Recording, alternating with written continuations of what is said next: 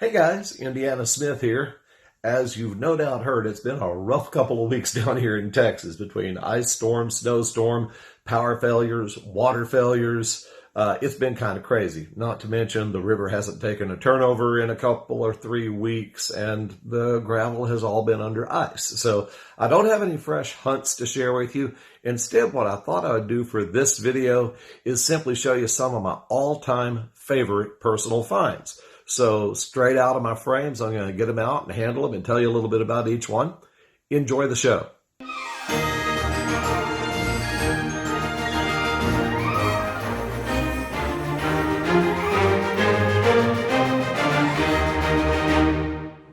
This is one of my all-time favorite personal finds.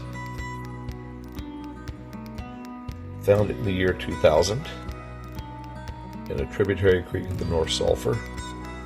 I did have one barb restored. It's this one, done by Dennis Bushy. It's really very hard to tell. Everything else just the way I found it. Probably the most famous piece in my collection. Montel points are not found down here in East Texas. They are a Central to South Texas point type. Look how thin that sucker is. A couple years ago for Father's Day, my wife got me a chance to go on a pay dig down near Bandera, and the one thing I wanted to find that day was a Montel point, and this was the first thing to fall out on my screen. I got 14 points that day, but everything else was gravy after this thing. Corner tang knives are mainly found in Central Texas. They're kind of a unique Texas type that does range up into the Great Plains. I've only found this one ever.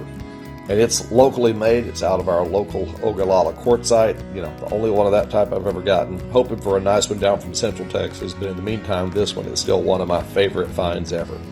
Large points are rare in East Texas because we're a very flint-poor part of the country. This was my first ever 4-inch point. I found it when I was in high school down on Lake Tawakoni. I was about 16 years old when I grubbed that sucker up. Still, that was the largest point I found before I graduated high school, and even though I've found bigger and better since then, still one of my all-time favorites. Now this is far and away the finest arrow point I have ever found. It is paper thin. I actually have to put a little stickum on the back of it to keep it from sliding in the frame. Probably a Perdiz or Bonham type point. Some have said maybe a really long Bassett. I love that needle tip. I still can't believe that that thing did not break after 500 years in the ground. So thin. Now, obsidian is exceedingly rare in Texas. There's not a source of obsidian within the state. I found this little bird point in 2008. The waves washed it up as the remnants of Hurricane Ike were passing through North Texas. It's a unique point. I don't know what type it is, but I did send it to Dr. Hester and had the obsidian tested, and it was found to be from a source up in Idaho. So this little bit of flint traveled thousands of miles from its source to be found in Hunt County, Texas, hundreds of years later. Really sweet little point and totally unique material for this area. It's been almost a year since I found this beautiful paleo point, and I was so excited. I tried to get in situ pictures. I tried to get an in situ video. I kept misfilming. I even put it back down where I found it and tried to restage and still couldn't get it to film right.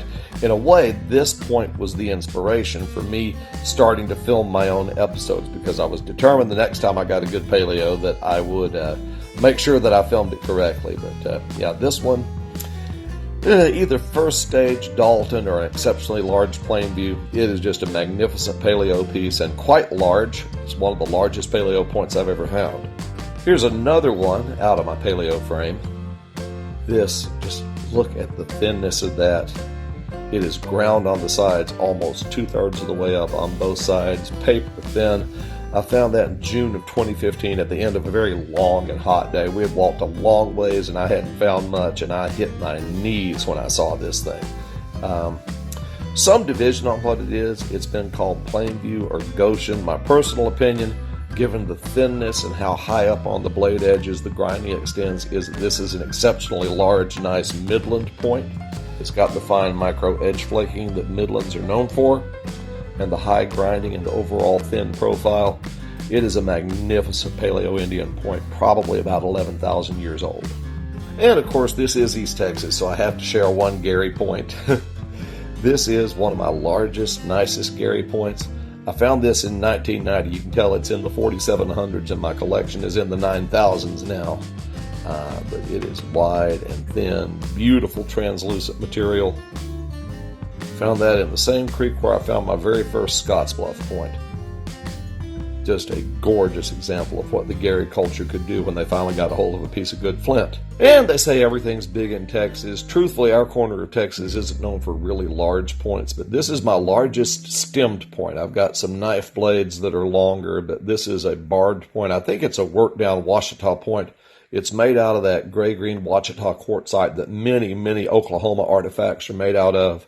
Found that in the summer of '98 on a 100-degree day down in the river bottom.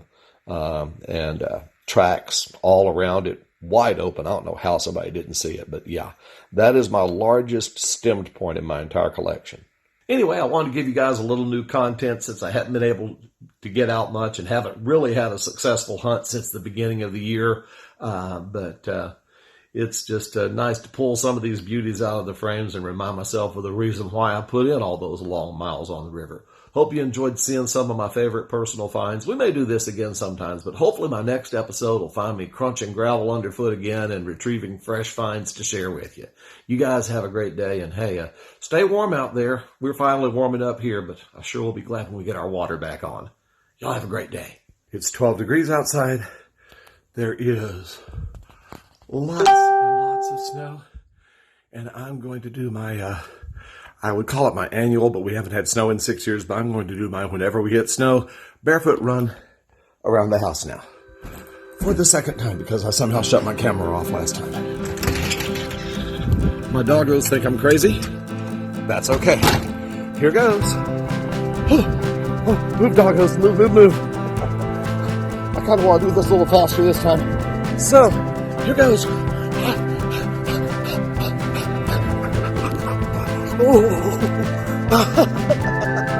Oh my gosh! Why am I doing this? At least my doggos think it's fun. My wife just thinks I'm crazy. Actually, the dogs probably think I'm crazy too.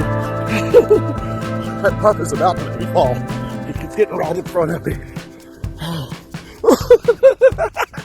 Oh, this is so fun!